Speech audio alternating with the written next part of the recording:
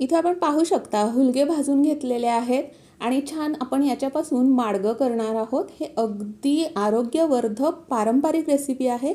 चवीला म्हणाल तर एकदम भन्नाट लागतं। याचा सूप म्हणून वापर देखील तुम्ही करू शकता। थंडीमध्ये हे अतिशय पौष्टिक आहे। याच्यामध्ये विविध आपण गोष्टींचा वापर करणार आहोत। त्याच्यामध्ये सुंठ, बडीशेप, वेलची, थोडंसं मीठ आणि गुळाचा वापर करणार आहोत। याच्यामध्ये साखर आपण वापरणार नाही आहोत। त्याच्यामुळे अजूनच हे पौष्टिक होण्यास मदत होते। आता याच्यामध्ये जी पूर्ण रेसिपी आहे आपल्याला खाली दिलेल्या त्रिकोणावरती क्लिक केल्यावरती मिळेलच। आणि अजून आपल्या चॅनलला सबस्क्राईब केलं नसेल तर सबस्क्राईब देखील करा।